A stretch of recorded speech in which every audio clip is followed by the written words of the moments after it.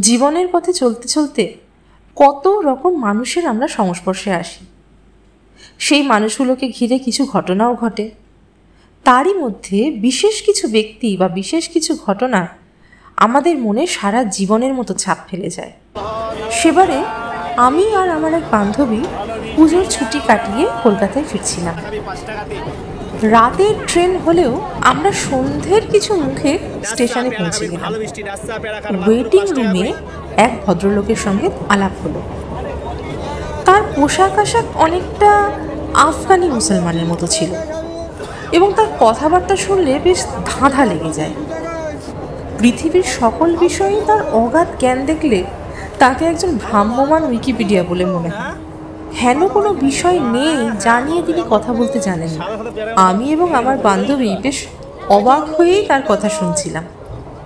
আমাদের দেখে তিনি হেসে বললেন, "There happen more things in heaven and earth, Horatio, than are reported in your newspapers." সামান্য উপলক্ষে তিনি কখনো সায়েন্স নিয়ে কথা বলেন, কখনো বেদের ব্যাখ্যা করেন, আবার হঠাৎ হঠাৎ পার্সি বয়েতও আওড়াতে থাকেন। সায়েন্স না হয় বুঝলাম, কিন্তু বেদ এবং পার্সি ভাষায় আমাদের কোনো রকমই দখল না থাকায় তার কথাবার্তায় আমরা বেশ অভিভূত হয়ে পড়লাম। এইভাবে ক্রমে ক্রমে আলাপ যখন জমে উঠেছে, তিনি আমাদের একটা গল্প শোনালেন। রাজ্য চালনা সম্বন্ধে দুই একটা বিষয়ে মতান্তর হওয়াতে আমি জুনাগড়ের কর্ম ছাড়িয়া দিয়া হায়দ্রাবাদে যখন নিজাম সরকারে প্রবেশ করিলাম, তখন আমাকে অল্প বয়স্ক মজবুত লোক দেখিয়া প্রথমে বরিচে তুলার মাসুল আদায়ে নিযুক্ত করিয়া দিল। বরিচ জায়গাটি বড় রমণীয়। নির্জন পাহাড়ের নিচে বড় বড় বনের ভিতর দিয়া সুস্থা নদীটি উপল মুখরিত পথে নিপুণা নর্তকীর মতো পদে পদে বাঁকিয়া বাঁকিয়া দ্রুত নৃত্যে চলিয়া গিয়াছে। ঠিক সেই নদীর ধারেই পাথর বাঁধানো 150 সোপানময় অত্যুচ্চ ঘাটের উপরে একটি শ্বেত প্রস্তরের প্রাসাদ শৈলপদমূলে একাকী দাঁড়াইয়া আছে। নিকটে কোথাও লোকালয় নাই। বরিচের তুলার হাট এবং গ্রাম এখান হইতে দূরে। প্রায় 250 বৎসর পূর্বে দ্বিতীয় শাহ মাহমুদ ভোগ বিলাসের জন্য প্রাসাদটি এই নির্জন স্থানে নির্মাণ করিয়াছিলেন। তখন হইতে স্নানশালার ফোয়ারার মুখ হইতে গোলাপগন্ধি জলধারা উৎক্ষিপ্ত হইতে থাকিত এবং সেই শিকড় শীতল নিভৃত গৃহের মধ্যে মর্মর খচিত স্নিগ্ধ শিলাসনে বসিয়া কোমল নগ্ন পদপল্লব জলাশয়ের নির্মল জলরাশির মধ্যে প্রসারিত করিয়া তরুণী পারসিক রমণীগণ স্নানের পূর্বে কেশ মুক্ত করিয়া দিয়া সেতার কোলে দ্রাক্ষাবনের গজল গান করিত।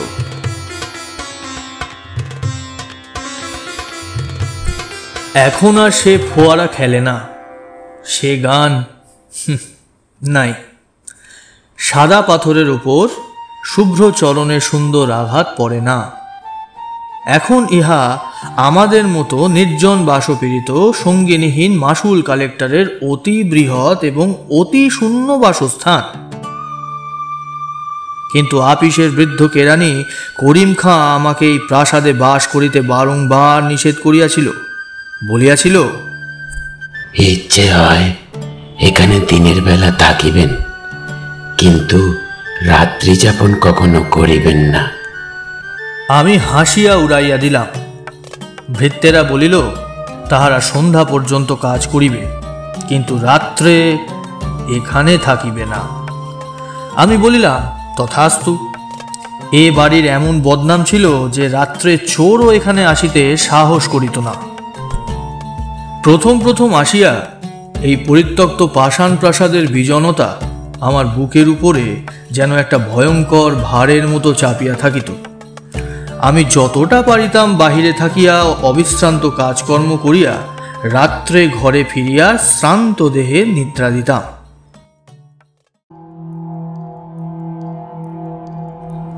কিন্তু সপ্তাহখানেক না যাইতেই বাড়িটার এক অপূর্ব নেশা আমাকে ক্রমশ আক্রমণ করিয়া ধরিতে লাগিল। আমার সে অবস্থা বর্ণনা করাও কঠিন, এবং সে কথা লোককে বিশ্বাস করানো শক্ত। সমস্ত বাড়িটা একটা সজীব পদার্থের মতো আমাকে তাহার জঠরস্থ মোহরসে অল্পে অল্পে যেন জীর্ণ করিতে লাগিল। বোধহয় এ বাড়িতে পদার্পণ মাত্রেই এ প্রক্রিয়ার আরম্ভ হইয়াছিল। কিন্তু আমি সেদিন সচেতনভাবে প্রথম ইহা সূত্রপাত অনুভব করি। সেদিনকার কথা আমার স্পষ্ট মনে আছে। তখন গ্রীষ্মকালের আরম্ভে বাজার নরম, আমার হাতে কোনো কাজ ছিল না। সূর্যাস্তের কিছু পূর্বে আমি সেই নদী তীরে ঘাটের নিম্নতলে একটা আরাম কেদারা লইয়া বসিয়াছি। তখন সুস্তা নদী শীর্ণ হইয়া আসিয়াছে, ওপারে অনেকখানি বালুতট অপরাহ্নের আভায় রঙিন হইয়া উঠিয়াছে। এ পারে ঘাটের সোপান মূলে স্বচ্ছ অগভীর জলের তলে নুড়িগুলি ঝিকঝিক করিতেছে। সেদিন কোথাও বাতাস ছিল না। নিকটের পাহাড়ে বনতুলসী, পুদিনা ও মৌরির জঙ্গল হইতে একটা ঘন সুগন্ধ উঠিয়া স্থির আকাশকে ভারাক্রান্ত করিয়া রাখিয়াছিল। সূর্য যখন গিরিশিখরের অন্তরালে অবতীর্ণ হইল, তৎক্ষণাৎ দিবসের নাট্যশালার একটা দীর্ঘ ছায়া জবনিকা পড়িয়া গেল। এখানে পর্বতের ব্যবধান থাকাতে সূর্যাস্তের সময় আলো আঁধারের সম্মিলন অধিকক্ষণ স্থায়ী হয় না। ঘোড়ায় চড়িয়া একবার ছুটিয়া বেড়াইয়া আসিব মনে করিয়া উঠিব করিতেছি, এমন সময় সিঁড়িতে পায়ের শব্দ শুনিতে পাইলাম।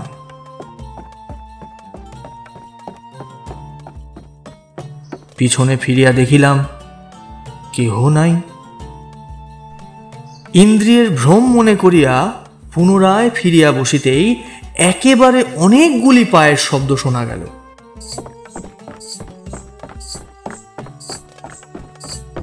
যেন অনেকে মিলিয়া ছুটোছুটি করিয়া নামিয়া আসিতেছে। ঈষৎ ভয়ের সহিত এক অপরূপ পুলক মিশ্রিত হইয়া আমার সর্বাঙ্গ পরিপূর্ণ করিয়া তুলিল। যদিও আমার সম্মুখে কোনো মূর্তি ছিল না, তথাপি স্পষ্ট প্রত্যক্ষবৎ মনে হইল যে এই গ্রীষ্মের সায়াহ্নে একদল প্রমোদ চঞ্চল নারী সুস্তার জলের মধ্যে স্নান করিতে নামিয়াছে। যদিও সেই সান্ধ্যকালে নিস্তব্ধ গিরিতটে নদী তীরে নির্জন প্রাসাদে কোথাও কিছুমাত্র শব্দ ছিল না, তথাপি আমি যেন স্পষ্ট শুনিতে পাইলাম নির্ঝরের শতধারার মতো সকৌতুক কলহাস্যের সহিত পরস্পরের দ্রুত অনুধাবন করিয়া আমার পার্শ্ব দিয়া স্নানার্থিনীরা চলিয়া গেল। আমাকে যেন লক্ষ্যই করিল না। তাহারা যেমন আমার নিকট অদৃশ্য, আমিও যেন সেই রূপ তাহাদের নিকট অদৃশ্য।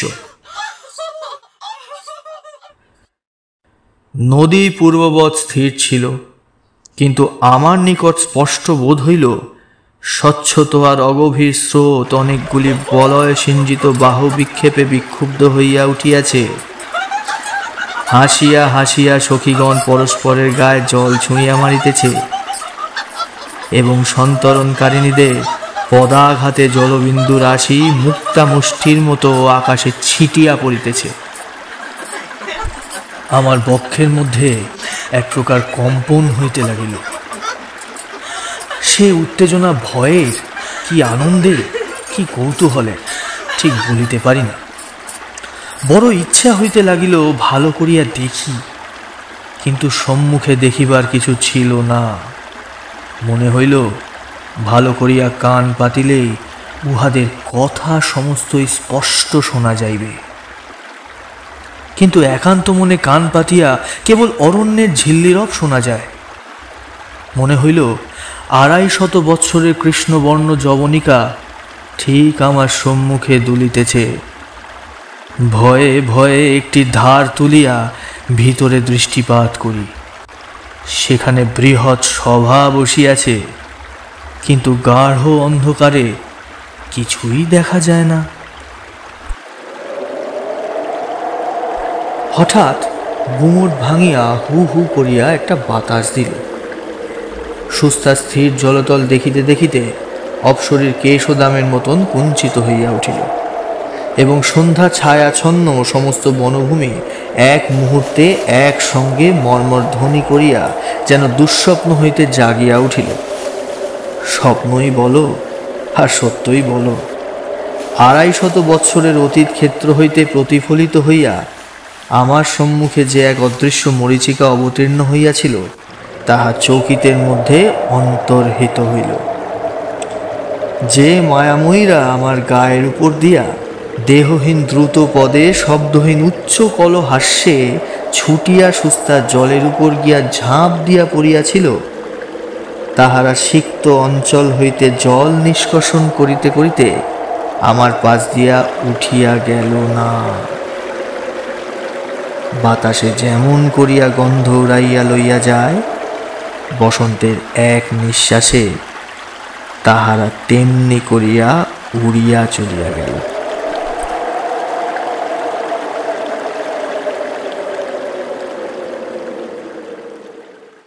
তখন আমার বড় আশঙ্কা হইল যে হঠাৎ বুঝি নির্জন পাইয়া কবিতা দেবী আমার স্কন্ধে আসিয়া ভর করিলেন।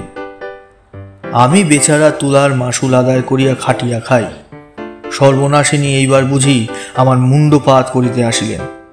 ভাবিলাম ভালো করিয়া আহার করিতে হইবে, শূন্য উদরেই সকল প্রকার দুরারোগ্য রোগ আসিয়া চাপিয়া ধরে। আমার পাচকটিকে ডাকিয়া প্রচুর ঘৃতপক্ক মশলা সুগন্ধি রীতিমতো মোগলাই খানা হুকুম করিলাম।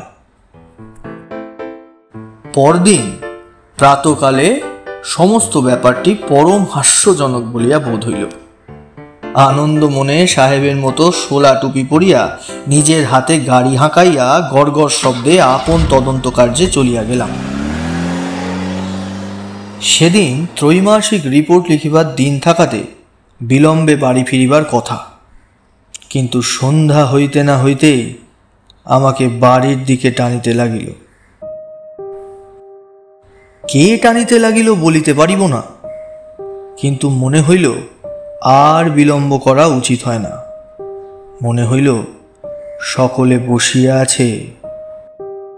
রিপোর্ট অসমাপ্ত রাখিয়া শোলা টুপি মাথায় দিয়া সেই সন্ধ্যা ধূসর তরু ছায়া ঘন নির্জন পথে রথচক্র শব্দে সচকিত করিয়া সেই অন্ধকার শৈলান্তবর্তী নিস্তব্ধ প্রকাণ্ড প্রাসাদে গিয়া উত্তীর্ণ হইলাম। সিঁড়ির উপরে সম্মুখের ঘরটি অতি বৃহৎ। 3 সারি বড় বড় থামের উপর কারুকার্য খচিত খিলানে বিস্তীর্ণ ছাদ ধরিয়া রাখিয়াছে। এই প্রকাণ্ড ঘরটি আপনার বিপুল শূন্যতা ভরে অহর্নিশি গম গম করিতে থাকে। সেদিন সন্ধ্যার প্রাক্কালে তখনও প্রদীপ জ্বালানো হয় নাই। দরজা ঠেলিয়া আমি সেই বৃহৎ ঘরে যেমন প্রবেশ করিলাম, অমনি মনে হইল ঘরের মধ্যে যেন একটা ভারী বিপ্লব বাঁধিয়া গেল। যেন হঠাৎ সভা ভঙ্গ করিয়া চারিদিকের দরজা জানালা ঘর পথ বারান্দা দিয়া কে কোন দিকে পলাইল তাহার ঠিকানা নাই। আমি কোথাও কিছু দেখিতে না পাইয়া অবাক হইয়া দাঁড়াইয়া রহিলাম। শরীর এক প্রকার আবেশে রোমাঞ্চিত হইয়া উঠিল, যেন বহু দিবসের লুপ্তাবশিষ্ট মাথা ঘষা ও আতরের মৃদু গন্ধ আমার নাসার মধ্যে প্রবেশ করিতে লাগিল। আমি সেই দ্বীপহীন জনহীন প্রকাণ্ড ঘরের প্রাচীন প্রস্তরস্তম্ভ শ্রেণীর মাঝখানে দাঁড়াইয়া শুনিতে পাইলাম ঝরঝর শব্দে ফোয়ারার জল সাদা পাথরের উপর আসিয়া পড়িতেছে। সেতারে কি সুর বাজিতেছে বুঝিতে পারিতেছি না। কোথাও বা স্বর্ণভূষণের সিঞ্জিত, কোথাও বা নূপুরের নিক্কণ, কখনো বা বৃহৎ তাম্র ঘণ্টার প্রহর বাজিবার শব্দ। অতি দূরে নহবতের আলাপ, বাতাসে দোদুল্যমান ঝড়ের স্ফটিক দোলকগুলির ঠুন ঠুন ধ্বনি, বারান্দা হইতে খাঁচার বুলবুলের গান, বাগান হইতে পোষা সারসের ডাক আমার চতুর্দিকে একটা প্রেত লোকের রাগিনী সৃষ্টি করিতে লাগিল। আমার এমন একটা মোহ উপস্থিত হইল, মনে হইল এই অস্পৃশ্য অগম্য অবাস্তব ব্যাপারই জগতে একমাত্র সত্য, আর সমস্তই মিথ্যা, মরীচিকা। আমি যে আমি, অর্থাৎ আমি যে শ্রীযুক্ত অমুকের জ্যেষ্ঠ পুত্র, তুলার মাসুল সংগ্রহ করিয়া 450 টাকা বেতন পাই, আমি যে সোলার টুপি এবং খাটো কুর্তা পরিয়া টমটম হাঁকাইয়া আপিস করিতে যাই, এই সমস্তই আমার কাছে এমন অদ্ভুত হাস্যকর অমূলক মিথ্যা বলিয়া বোধ হইল যে আমি সেই বিশাল নিস্তব্ধ অন্ধকার ঘরের মাঝখানে দাঁড়াইয়া হা হা করিয়া হাসিয়া উঠিলাম। তখনই আমার মুসলমান ভৃত্য প্রজ্বলিত কেরোসিন ল্যাম্প হাতে করিয়া ঘরের মধ্যে প্রবেশ করিল। সে আমাকে পাগল মনে করিল কিনা জানি না, কিন্তু তৎক্ষণাৎ আমার স্মরণ হইল যে আমি অমুকচন্দ্রের জ্যেষ্ঠ পুত্র শ্রীযুক্ত অমুকনাথ বটে। ইহাও মনে করিলাম যে জগতের ভিতরে অথবা বাহিরে কোথাও অমূর্ত ফোয়ারা নিত্যকাল উচ্চারিত অদৃশ্য অঙ্গুলির আঘাতে কোনো মায়া সেতারে অনন্ত রাগিনী ধ্বনিত হইতেছে কিনা, তাহা আমাদের মহাকবি এবং কবি বরেরাই বলিতে পারেন। কিন্তু এ কথা নিশ্চয়ই সত্য যে আমি বরিচের হাটে তুলার মাসুল আদায় করিয়া মাসে 450 টাকা বেতন লইয়া থাকি। তখন আবার আমার পূর্বক্ষণের অদ্ভুত মোহ স্মরণ করিয়া কেরোসিন প্রদীপ্ত ক্যাম্প টেবিলের কাছে খবরের কাগজ লইয়া সকৌতুকে হাসিতে লাগিলাম। খবরের কাগজ পড়িয়া এবং মোগলাই খানা খাইয়া একটি ক্ষুদ্র কোণের ঘরে প্রদীপ নিবাইয়া দিয়া বিছানায় গিয়া শয়ন করিলাম। আমার সম্মুখবর্তী খোলা জানালার ভিতর দিয়া অন্ধকার বনবেষ্টিত আড়ালি পর্বতের ঊর্ধ্বদেশের একটি অত্যুজ্জ্বল নক্ষত্র সহস্র কোটি যোজন দূর আকাশ হইতে সেই অতি তুচ্ছ ক্যাম্পখাটের উপর শ্রীযুক্ত মাসুল কালেক্টরকে এক দৃষ্টে নিরীক্ষণ করিয়া দেখিতেছিল। ইহাতে আমি বিস্ময় ও কৌতুক অনুভব করিতে করিতে কখন ঘুমাইয়া পড়িয়াছিলাম বলিতে পারি না।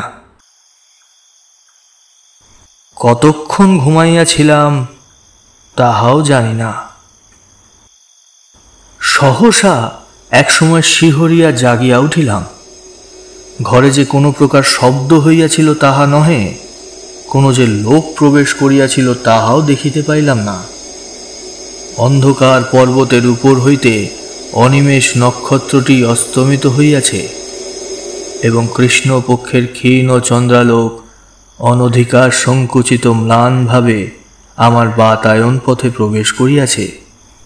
কোনো লোককেই দেখিলাম না, তবু যেন আমার স্পষ্ট মনে হইল কে একজন আমাকে আস্তে আস্তে ঠেলিতেছে। আমি জাগিয়া উঠিতেই সে কোনো কথা না বলিয়া কেবল যেন তাহার অঙ্গুলি খচিত 5 অঙ্গুলির ইঙ্গিতে অতি সাবধানে তাহার অনুসরণ করিতে আদেশ করিল। আমি অত্যন্ত চুপি চুপি উঠিলাম, যদিও সেই শতকক্ষ প্রকোষ্ঠময় প্রকাণ্ড শূন্যতাময় নিদ্রিত ধ্বনি এবং সজাগ প্রতিধ্বনিময় বৃহৎ প্রাসাদে আমি ছাড়া আর জনপ্রাণীও ছিল না।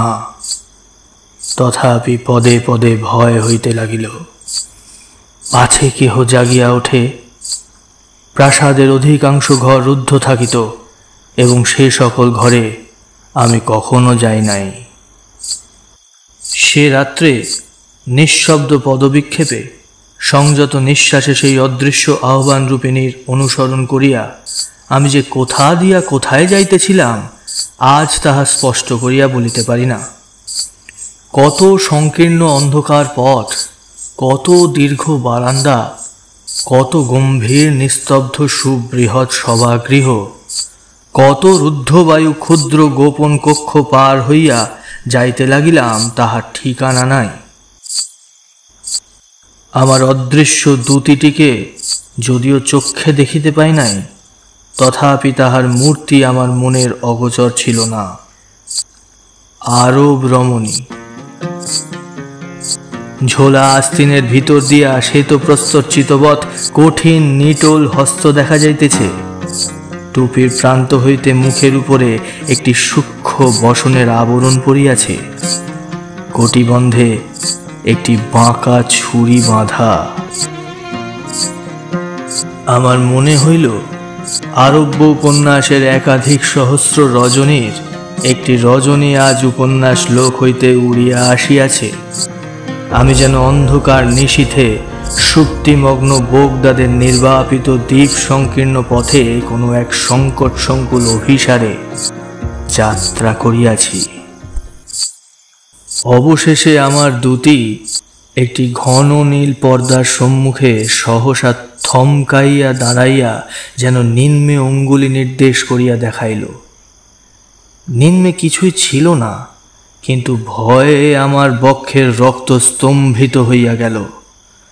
আমি অনুভব করিলাম সেই পর্দার সম্মুখে ভূমিতলে কিংখাবের সাজ পরা একটি ভীষণ কাফরি খোঁজা কোলের উপর খোলা তলোয়ার লইয়া দুই পা ছড়াইয়া দিয়া বসিয়া ঢুলিতেছে। দুটি লঘু গতিতে তাহার দুই পা ডিঙাইয়া পর্দার এক প্রান্তদেশ তুলিয়া ধরিল।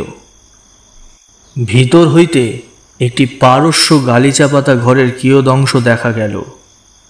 তক্তের উপরে কে বসিয়া আছে দেখা গেল না। কেবল জাফরান রঙের স্ফীত পায়জামার নিম্নভাগে জরি চটি পরা দুইখানি ক্ষুদ্র সুন্দর চরণ গোলাপি মখমল আসনের উপর অলসভাবে স্থাপিত রহিয়াছে দেখিতে পাইলাম। মেঝের এক পার্শ্বে একটি নীলাভ স্ফটিক পাত্রে কতগুলি আপেল, নাশপাতি, নারাঙ্গি এবং প্রচুর আঙুরের গুচ্ছ সজ্জিত রহিয়াছে এবং তাহার পার্শ্বে দুইটি ছোট পেয়ালা ও একটি স্বর্ণাভ মদিরার কাঁচ পাত্র অতিথির জন্য অপেক্ষা করিয়া আছে। ঘরের ভিতর হইতে একটা অপূর্ব ধূপের এক প্রকার মাদক সুগন্ধি ধূম আসিয়া আমাকে বিহল করিয়া দিল। আমি কম্পিত বক্ষে সেই খোঁজার প্রসারিত পদদ্বয় যেমন লঙ্ঘন করিতে গেলাম, অমনি সে চমকিয়া জাগিয়া উঠিল। তাহার কোলের উপর হইতে তলোয়ার পাথরের মেঝে শব্দ করিয়া পড়িয়া গেল। সহসা একটা বিকট চিৎকার শুনিয়া চমকিয়া দেখিলাম আমার সেই ক্যাম্প খাটের উপরে ঘর্মাক্ত কলেবরে বসিয়া আছি। ভোরের আলোয় কৃষ্ণপক্ষের খণ্ড চাঁদ জাগরণ ক্লিষ্ট রোগীর মতো পাণ্ডুবর্ণ হইয়া গেছে এবং আমাদের পাগলা মেহের আলী তাহার প্রাত্যহিক প্রথা অনুসারে প্রত্যুষের জনশূন্য পথে চিৎকার করিতে করিতে চলিয়াছে, তফাৎ যাও, তফাৎ যাও, সব ঝুঠে, সব ঝুঠে। এইরূপে আমার আরব্য উপন্যাসের এক রাত্রি অকস্মাৎ শেষ হইল।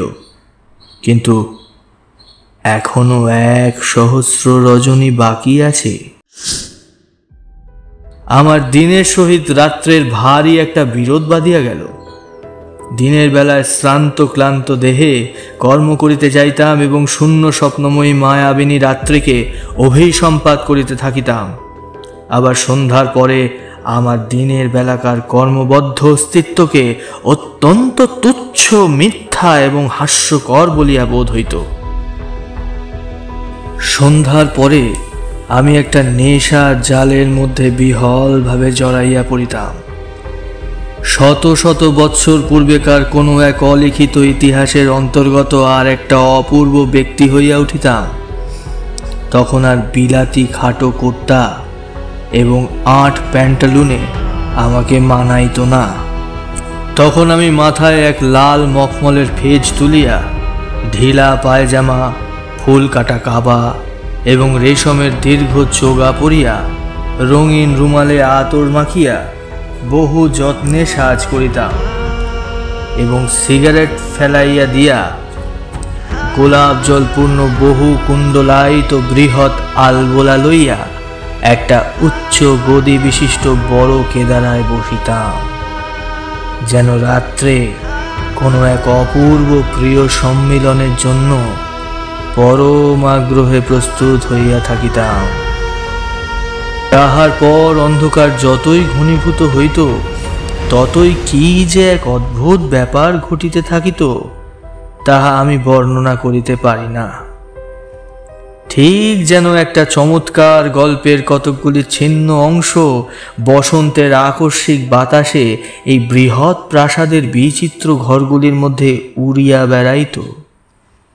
খানিকটা দূর পর্যন্ত পাওয়া যাইত, তাহার পরে আর শেষ দেখা যাইত না।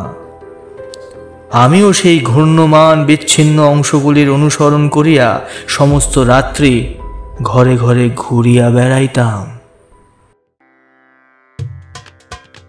এই খণ্ড স্বপ্নের আবর্তের মধ্যে এই কচ্ছিত হেনার গন্ধ, কচ্ছিত সেতারের শব্দ, কচ্ছিত সুরভি জল শিকড় মিশ্র বায়ুর হিল্লোলের মধ্যে একটি নায়িকাকে ক্ষণে ক্ষণে বিদ্যুৎ শিখার মতো চকিতে দেখিতে পাইতাম। তাহারই জাফরান রঙের পায়জামা এবং দুটি শুভ্র রক্তিম কোমল পায়ে বক্র শীর্ষ জরির চটি পরা, পক্ষে অতি পিনদ্ধ জরির ফুলকাটা কাঁচুলি আবদ্ধ, মাথায় একটি লাল টুপি, আর তাতে সোনার ঝালর ঝুলিয়া তাহার শুভ্র ললাট এবং কপল বেষ্টন করিয়াছে। সে আমাকে পাগল করিয়া দিয়াছিল।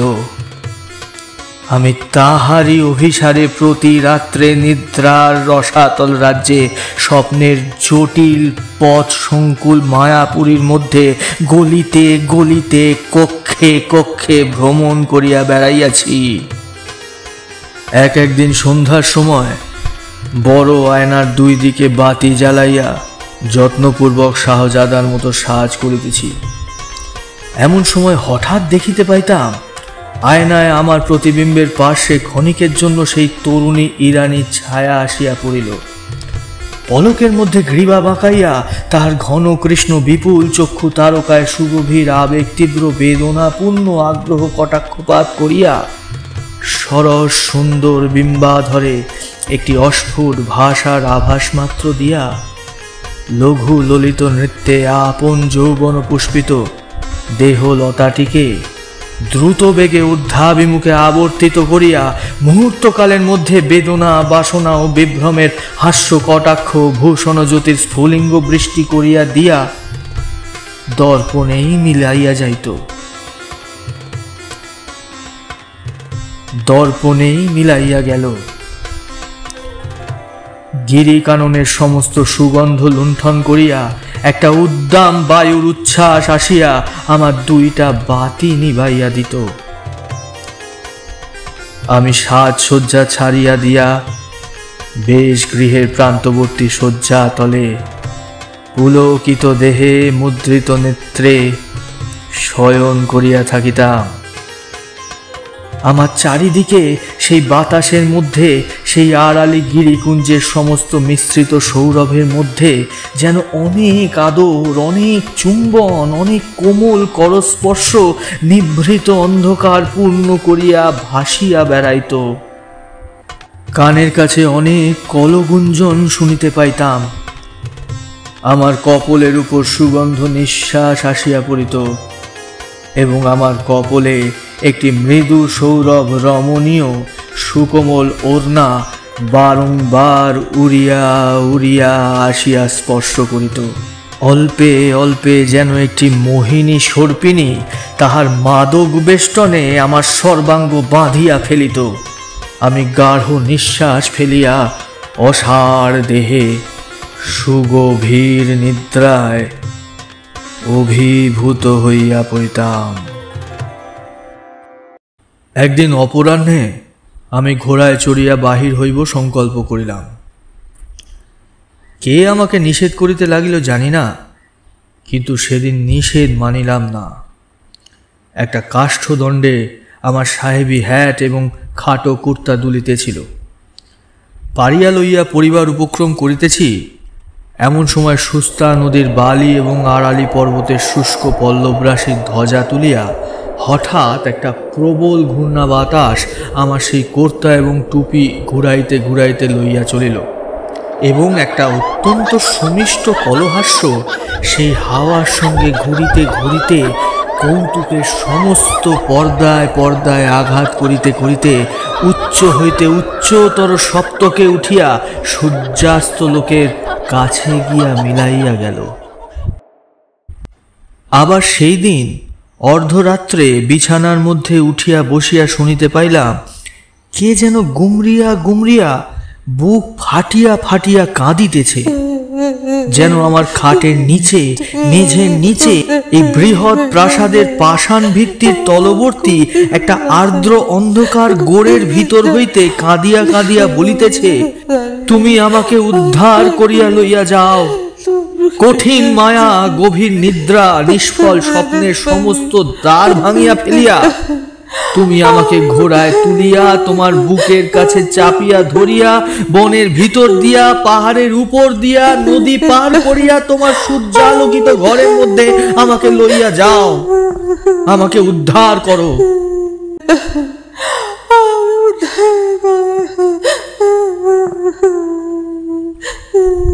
আমি কে?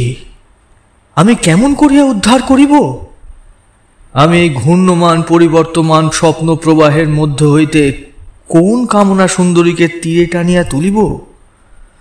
তুমি কবে ছিলে, কোথায় ছিলে হে দিব্যরূপিণী? তুমি কোন শীতল উৎসের তীরে খর্জুর কুঞ্জের ছায়ায় কোন গৃহহীনা মরুবাসিনীর কোলে জন্মগ্রহণ করিয়াছিলে? তোমাকে কোন বেদুইন দস্যু বনলতা হইতে পুষ্পকোরকের মতো মাতৃক্রোড় হইতে ছিন্ন করিয়া বিদ্যুৎগামী অশ্বের উপরে চড়াইয়া জ্বলন্ত বালুকারাশি পার হইয়া কোন রাজপুরীর দাসী হাটে বিক্রয়ের জন্য লইয়া গিয়াছিল?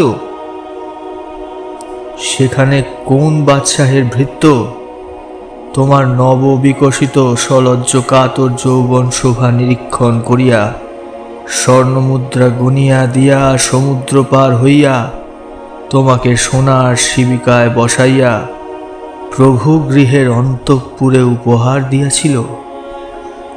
সেখানে সে কি ইতিহাস?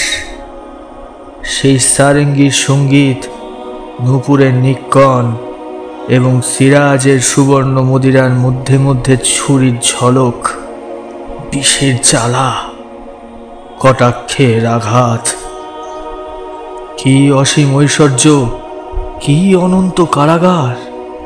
দুই দিকে দুই দাসী বলয়ের হীরকে বিজুলি খেলাইয়া চামর দুলাইতেছে। শাহেনশাহ বাদশাহ শুভ্র চরণের তলে মণি মুক্তা খচিত পাদুকার কাছে লুটাইতেছে।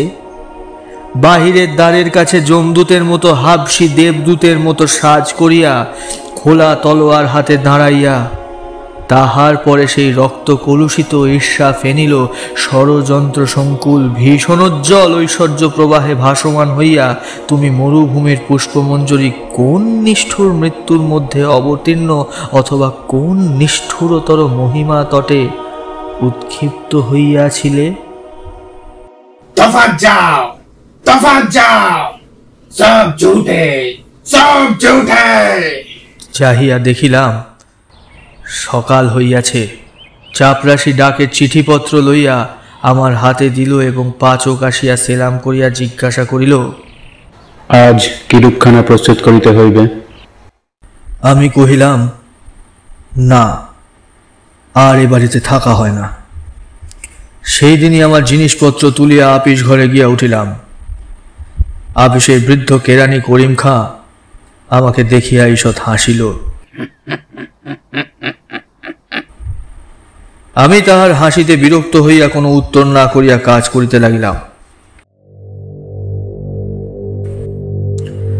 যত বিকাল হইয়া আসিতে লাগিল ততই অন্যমনস্ক হইতে লাগিলাম। মনে হইতে লাগিল এখনই কোথায় যাইবার আছে। তুলার হিসাব পরীক্ষার কাজটা নিতান্ত অনাবশ্যক মনে হইল। নিজামের নিজামত আমার কাছে বেশি কিছু বোধ হইল না। যাহা কিছু বর্তমান, যাহা কিছু আমার চারিদিকে চলিতেছে, ফিরিতেছে, খাটিতেছে, খাইতেছে, সমস্তই আমার কাছে অত্যন্ত দীন, অর্থহীন, অকিঞ্চিত কর বলিয়া বোধ হইল। আমি কলম ছুঁড়িয়া ফেলিয়া বৃহৎ খাতা বন্ধ করিয়া তৎক্ষণাৎ টমটম চড়িয়া ছুটিলাম।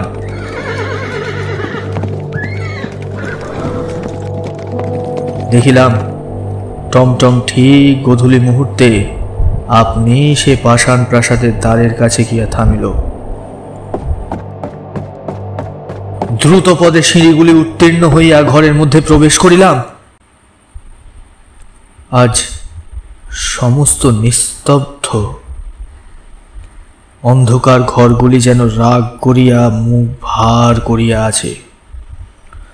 অনুতাপে আমার হৃদয় উদ্বেলিত হইয়া উঠিতে লাগিল, কিন্তু কাহাকে জানাইব, কাহার নিকট মার্জনা চাহিব, খুঁজিয়া পাইলাম না।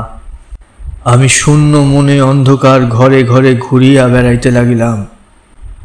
ইচ্ছা করিতে লাগিল একখানা যন্ত্র হাতে লইয়া কাহাকে উদ্দেশ্য করিয়া গান গাহি, বলি, হে বহ্নি, যে পতঙ্গ তোমাকে ফেলিয়া পালাইবার চেষ্টা করিয়াছিল সে আবার মরিবার জন্য আসিয়াছে। এবার তাহাকে মার্জনা করো, তাহার দুই পক্ষ দগ্ধ করিয়া দাও, তাহাকে ভস্মসাৎ করিয়া ফেলো। হঠাৎ উপর হইতে আমার কপালে 2 ফোঁটা অশ্রু জল পড়িল।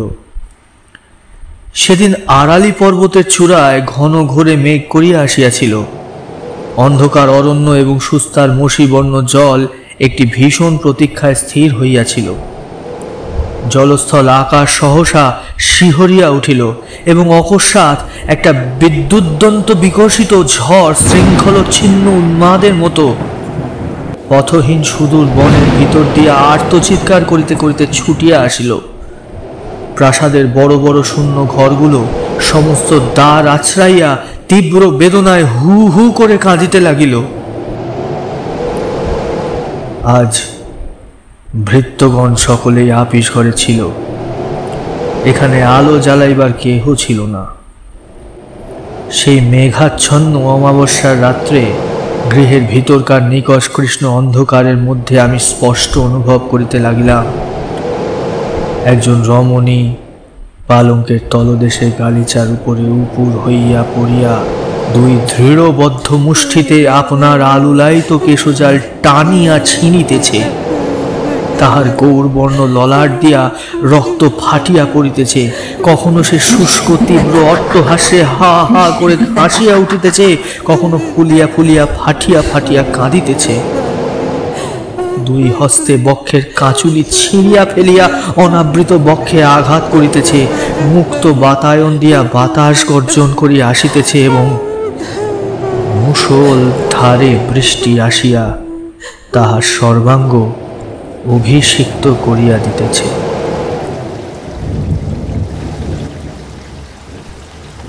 সমস্ত রাত্রি ঝড়ও থামে না, ক্রন্দনও থামে না।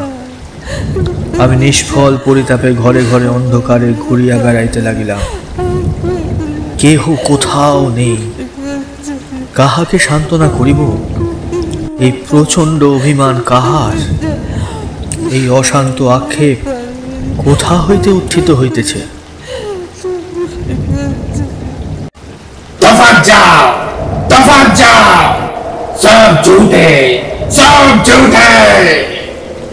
দেখিলাম ভোর হইয়াছে এবং মেহের আলী এই ঘোর দুর্যোগের দিনেও যথা নিয়মে প্রাসাদ প্রদক্ষিণ করিয়া তাহার অভ্যস্ত চিৎকার করিতেছে। হঠাৎ আমার মনে হইল হয়তো ওই মেহের আলীও আমার মতো একসময় এই প্রাসাদে বাস করিয়াছিল। এখন পাগল হইয়া বাহির হইয়াও এই পাষাণ রাক্ষসের মোহে আকৃষ্ট হইয়া প্রত্যহ প্রত্যুষে প্রদক্ষিণ করিতে আসে। আমি তৎক্ষণাৎ সেই বৃষ্টিতে পাগলার নিকট ছুটিয়া গিয়া তাকে জিজ্ঞাসা করিলাম, মেহের আলী, ক্যা ঝুঠ হ্যাঁ রে? সে আমার কথায় কোনো উত্তর না করিয়া আমাকে ঠেলিয়া ফেলাইয়া অজগরের কবলের চতুর্দিকে ঘূর্ণমান মহাবিষ্ট পক্ষীর ন্যায় চিৎকার করিতে করিতে বাড়ির চারিদিকে ঘুরিতে লাগিল। কেবল প্রাণপণে নিজেকে সতর্ক করিবার জন্য বারংবার বলিতে লাগিল, तफात जाओ, तफात जाओ, तफात जाओ, सब झूठे, सब झूठे, सब झूठे, सब झूठे। আমি সেই জল ঝড়ের মধ্যে পাগলের মতো আপিসে গিয়া করিম খাঁকে ডাকিয়া বলিলাম, ইহার অর্থ কি?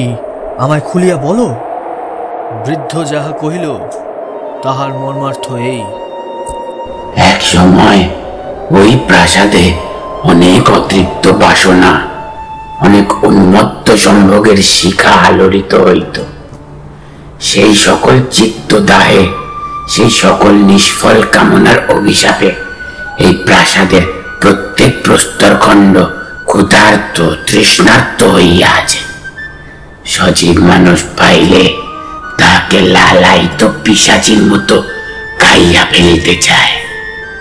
যারা রাত্রি ওই প্রাসাদে বাস করিয়াছে তাদের মধ্যে কেবল মেহের আলী পাগল হইয়া বাহির হইয়া আসিয়াছে। এ পর্যন্ত আর কেউ তার গ্রাস এড়াইতে পারে নাই।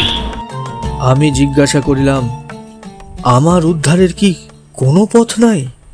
একটি মাত্র উপায় আছে, তা অত্যন্ত দুরূহ, তাহা তোমাকে বলিতেছি। কিন্তু তৎপূর্বে গুলবাগের একটি ইরানি কৃতদাসীর পুরাতন ইতিহাস বলা আবশ্যক। তেমন আশ্চর্য এবং তেমন হৃদয় বিদারক ঘটনা সংসারে আর কখনো ঘটে নাই।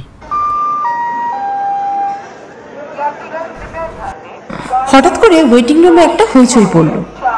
আমাদের চমক ভাঙল। গল্প শুনতে শুনতে এতটাই মশগুল হয়ে গিয়েছিলাম, খেয়ালই করিনি যে কখন ট্রেন অ্যানাউন্স করে দিয়েছে। তাড়াতাড়ি করে জিনিসপত্র গোছাতে গোছাতে দেখি ট্রেন প্ল্যাটফর্মে প্রায় ঢুকে এসেছে। হঠাৎ দেখি ট্রেনের একটা কম্পার্টমেন্ট থেকে একজন বিদেশি ভদ্রলোক জানলা দিয়ে মুখ বাড়িয়ে আমাদের গল্পকার বাবুর দিকে তাকিয়ে জোরে জোরে হাত নাড়ছেন। আমাদের গল্পকার বাবুও তার দিকে তাকিয়ে জোরে একটা হ্যালো বলে উঠলেন। তারপর নিজের জিনিসপত্র নিয়ে দৌড়ে দৌড়ে ওই কম্পার্টমেন্টে উঠে গেলেন। এদিকে আমি আর আমার বান্ধবীও আমাদের কম্পার্টমেন্টে যাওয়ার জন্য দৌড় লাগালাম। ট্রেনে ওঠার পর মনে হলো ভদ্রলোকের তো নাম ঠিকানা কিছুই জানা হলো না। কোথা থেকে এসছেন, কোথায় যাবেন, কিচ্ছু জানতে পারলাম না। এমনকি গল্পের শেষটা পর্যন্ত শোনা হলো না। আমার বান্ধবী আমাকে বলল, কি ভয়ঙ্কর অভিজ্ঞতা বল। বাবা, আমি হলে তো ওই বাড়িতে এক রাত্রিও থাকতে পারতাম না। আমি বললাম, দূর, তুই গল্পটা বিশ্বাস করলি না তো? আমাদেরকে বোকা পেয়ে পুরো একটা আষাঢ়ে গল্প শুনিয়ে গেল। গল্পটা আগা গোড়াই বানানো। এই নিয়ে আমাদের দুই বান্ধবীর মধ্যে তর্কাতর্কি লেগে গেল। কিন্তু অনেকক্ষণ ধরে তর্ক বিতর্ক চালিয়েও আমরা কেউ কোনো কনক্লুশনে পৌঁছাতে পারলাম না। আপনাদেরকেও শোনালাম গল্পটা আজকে। এখন আপনারাই বলুন, গল্পটা সত্যি নাকি পুরোটাই আষাঢ়ে গল্প? আমাদের আজকের গল্প এখানেই শেষ হলো। শুনছিলেন রবীন্দ্রনাথ ঠাকুরের রচনা অবলম্বনে ক্ষুধিত পাষাণ। বিভিন্ন ভূমিকায় ছিলেন পরিচালনা এবং কথকতায় মনোজিৎ, সূত্রধর শতরূপা। বিভিন্ন চরিত্রায়নে মনোজিৎ, সাগ্নিক এবং শতরূপা। প্রচ্ছদ অঙ্কন করেছেন সাগ্নিক। সম্পাদনা ও আবহ শতরূপা। সমগ্র অনুষ্ঠানটি পরিচালনায় ফ্লাই অন ইউটিউব চ্যানেল। আমাদের গল্প ভালো লেগে থাকলে অবশ্যই ফ্লাই অন চ্যানেলটিকে লাইক করবেন, সাবস্ক্রাইব করবেন এবং অবশ্যই শেয়ার করবেন। আর হ্যাঁ, কমেন্ট করে জানাতে ভুলবেন না কিন্তু কেমন লাগছে আমাদের উপস্থাপনা। আজ তাহলে এই পর্যন্তই থাক। পরের সপ্তাহে আবার দেখা হবে একই সময়ে আবার একটা নতুন গল্পের সাথে। সঙ্গে থাকুন, শুনতে থাকুন।